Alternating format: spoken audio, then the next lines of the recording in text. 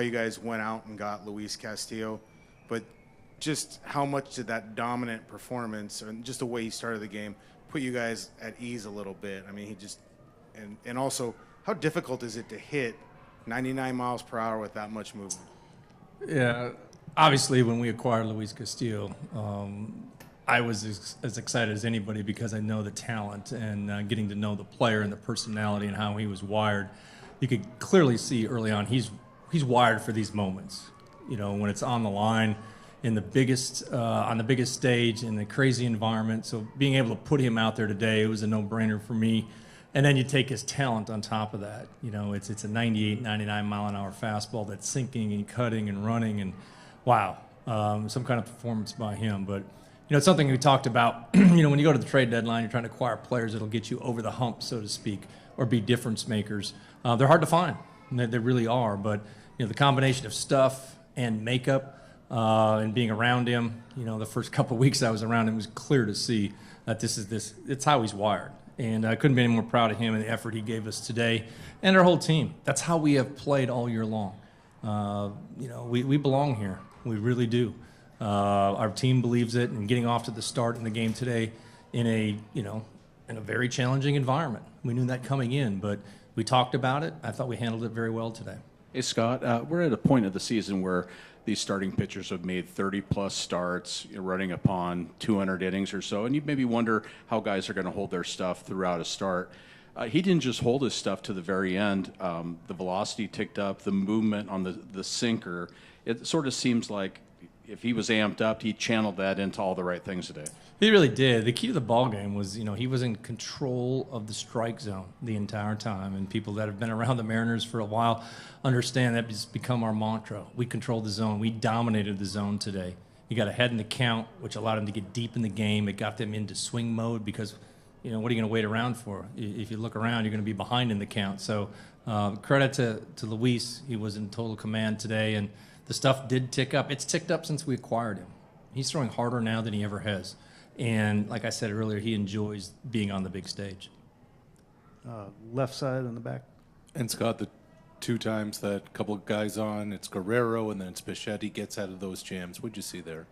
I thought we talked about it. You know, he was able to slow it down, stay in the moment, understanding that all these games come down to about 2 or 3 at-bats throughout the course of the game. You just have to recognize where they are at. And it was clear where we were at in those moments. So I thought our catcher did an outstanding job today. Can't give enough credit to Cal Raleigh in the pitch calling, mixing it up, going back and forth, mixing enough sliders in there to keep them on us. You know, it was awesome what he did behind the plate today. So those guys worked very well together. It was fun to watch. And, again, it all goes back to dominating the strike zone, and that's what he did today. In the front row on your left, Scott.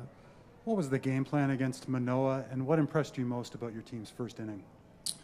I think the game plan against Manoah, I mean, he's thrown very well. He's had an outstanding season. He threw well against us last time. He's got the good sinker. He had a really good breaking ball today. Maybe not as good a changeup as what we saw last time out, but he's a very good competitor. So I knew it wasn't going to be easy.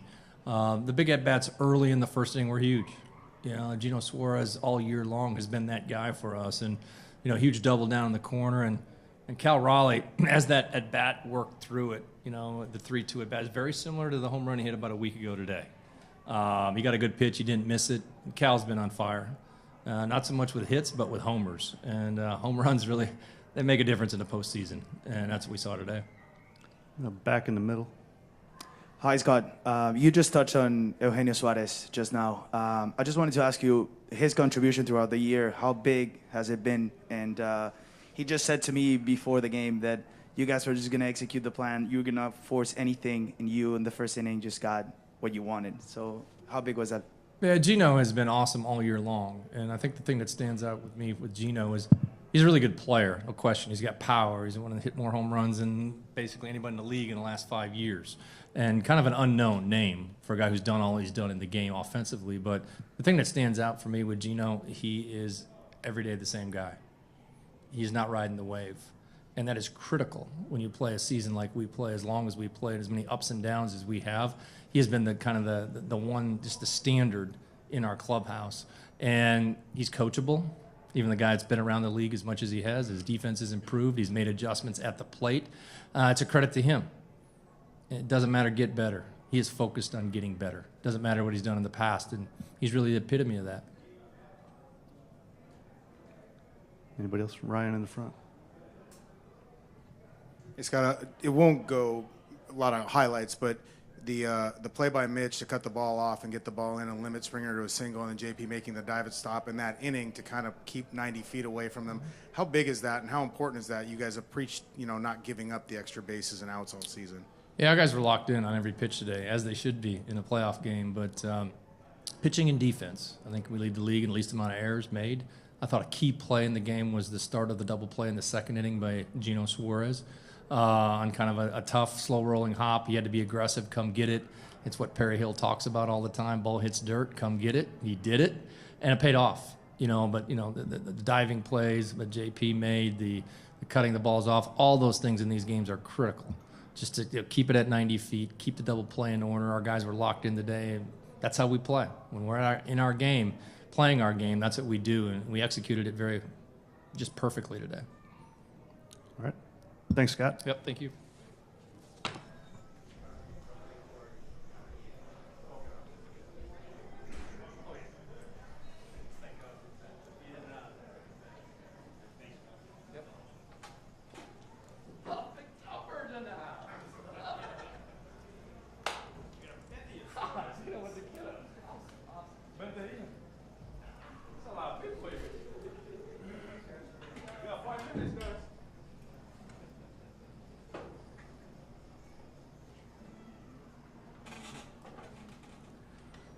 All right, we'll open it up for Eugenio and Cal. And the rest of the Suarez family. Go ahead in the middle. Hey, Cal. I wanted to ask you a little bit about Luis today and just the uptick on his velocity, the way that sinker was moving, and just Scott, I think, probably put it best as he was in command the entire game. From your perspective, how did that sort of look? Yeah, he was awesome. We were super excited when we got him at the trade deadline. Gino and Wink both said really great things about him, and obviously he's nasty. So he was really good tonight. He had all four going, and he's really fun to catch, and he's just a great person, and it was a lot of fun. Cal, what's the past week of your life been like? You hit that homer that sends the Mariners to the playoffs. You become all the more mainstream in Seattle, and then you have this big homer to hear today. Well, just kind of walk us through what the past week has been like for you. It's been a little crazy. I think the biggest thing, though, is just, ending the drought was amazing, and getting to do that with my teammates. And, obviously coming here and getting this win was huge. It's awesome, and, we're not done yet, and we're going to get focused for tomorrow and try to get one more. Cal, the twice where Bichette got up with runners on, a pair of runners on, and same with Guerrero. Luis throws these fastballs, and they look outer half, and they just cut right in on the hands. Is he trying to do that, and how difficult is that on hitters when it looks like a strike away, and all of a sudden it's on their hands? Yeah, anytime, a pitcher has, something that can go hard into a hitter, it's going to give him a lot of trouble. And, he had that sinker working really well tonight, and on top of that with the four seam. So he has two different fastballs, and, when they're in the upper 90s and he's locating them like he does, it's hard to hit. Go on the left over here with the Raj. Hey, Cal, the two opportunities that the Jays had with Guerrero coming to the plate with a couple on and then Bichette. What was the kind of game plan in that situation? What were you guys trying to do there? Yeah, we had a game plan going into it. We had a lot of meetings, talked about what we want to do and how to approach it. And, hats off to everyone, to Luis, myself, the coaching staff, the analytic guys, and we did a great job game planning. And, we just got to take it back into tomorrow. In the middle, right? Gino, can you talk a little bit about that first inning at bat, what you saw, and just the importance of tacking on runs there and getting that early lead, and how that helps sustain you guys? Definitely that first at bat helped everybody.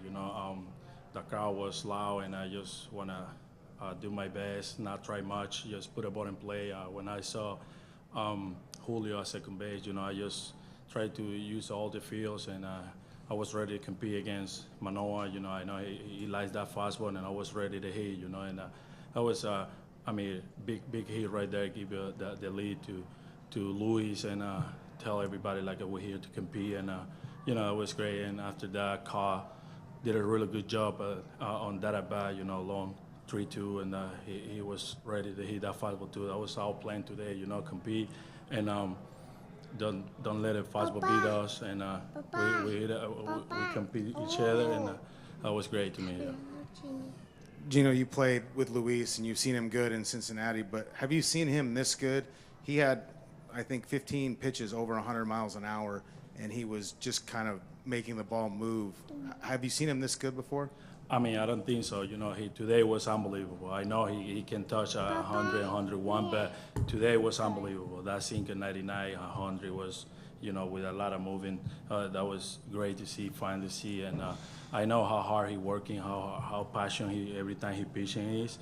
And he just loves to compete, and he make a really good pitch today. And the fastball was there, you know. Not only the fastball slider too, and the sinker was great for him. And you know, it's so fun to watch him pitching behind. The middle on the right. Cal, Scott just said that as that at bat in the first inning progressed, it reminded him of your at bat Friday night. Did you get that same feeling at all? Yeah, they're both 3-2 counts, different pitches, but you know, Gino did a great job of getting it rolling. You know, Julio got hit, Gino knocked him in, and I think that kind of relaxed me. You know, once I got that run in, I was kind of took a deep breath, and I was like, all right, we're kind of rolling. You know, Gino's got us going, feels like normal, and yeah, it felt good. I was looking for a heater and trying not to do too much with it, kind of similar to the other night, and you know, got a good pitch and hit it. In the front, in the middle. Cal, now that the nickname's printed on T-shirts and everything, are you surprised how mainstream it is, given going back to the day that Jared first called you that? I know, I didn't think it would take off like that, but it's not what I expected, but it is what it is, and you know, kind of embrace it now. So. Anything else? In the back left. Eugenio, hoy fundamental en ofensiva. ¿Puedes tocar un poco sobre la actuación de Castillo en español? Y también cómo te sentiste tú en el plato. Fuiste obviamente uno de los peloteros ofensivamente que estuvo más sólido. Y las palabras de tu manager hace unos segundos nada más decían que eres el epítome de lo que es trabajo duro, de que siempre estás buscando mejorar. ¿Cómo evalúas todo eso? Mira, de verdad, como dijo él, trato siempre de mejorar, no hacer mucho en el terreno, no pensar las cosas, sino ir a concretarlas, porque cuando pienso mucho es cuando me meto en problemas, ¿no? Y yo solo fui a dar lo mejor de mí, de verdad estuve preparado para ese turno. Sabía de la importancia de poner la bola en juego y de conseguir una carrera temprana en el juego para darle así la tranquilidad a Castillo. Y gracias a Dios salió ese doble para la banda contraria.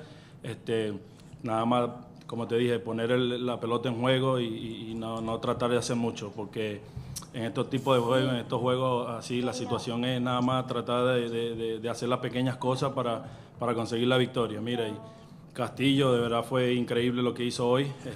Todo el comando de sus picheos, la recta estuvo por encima de las 100 millas y ¿sabes? Muy contento por él, muy contento porque él ha venido trabajando, mejorando cada día, igual que cada uno de nosotros. Y eso, nosotros vinimos fue a eso, ¿no? A competir, a tratar de dar lo mejor de nosotros, darle la victoria al equipo que se lo merece. Y, ¿sabes? Nos queda uno más, todavía no hemos terminado. Esto sigue y, bueno, esperemos en Dios que las cosas se nos den. Sure. Arash on the left. Just one last thing for the two of you guys. I did a walk-off interview with J.P. Crawford on the field, and he just said, our goal is World Series. And he said, we just openly talk about it. What are the missions for this team, and what are some of the conversations that go on in that clubhouse? I mean, like we always talk about the good vibes, you know, keep the energy, compete every day, not try to do much, play our game, and compete. That's more important to us. Come every day to the game and compete against each other, and after that we see the results, you know, and we hear, and we got the W today. It was important to us. Yeah, just what Gino said. You know, he's you know, we've had good vibes in spring training, and that's kind of what we've rolled on. And, he's been a big part of that, and we've got a good group of guys in there, and obviously that's what we want to get to. That's the goal: is get to the World Series, keep going, and I think we did a good job tonight, starting step one. All right, thanks, guys. Thank you, guys. Cole and Melanie. Thank you.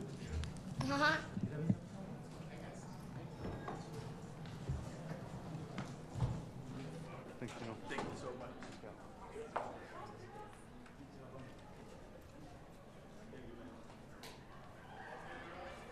Okay.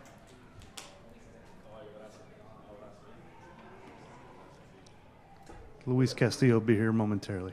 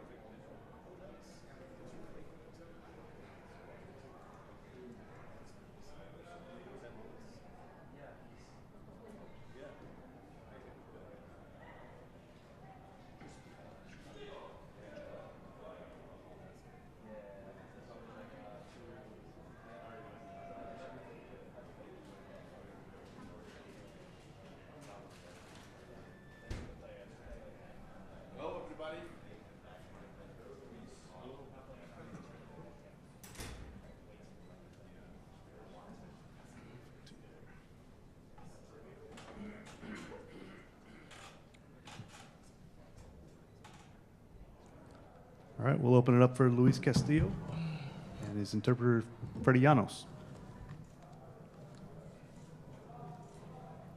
Right in the middle and the front. Luis, we saw just a huge uptick in velocity and stuff. How much of that was adrenaline? How much of that was just taking in the moment and, just this opportunity to pitch in the playoffs? Luis, miramos un aumento en velocidad y en tus picheos. ¿Qué tanto fue eso, la adrenalina que tenías o solo el momento que estabas viendo? Bueno, como anterior he dicho, la fanaticada en estas situaciones de juego, estos tipos de juegos, la energía es un poco más intensa, pero como he dicho yo anterior, cuando yo voy al montículo, yo voy a dar lo mejor que yo tengo en mi corazón para ayudar más al equipo lo más que yo pueda.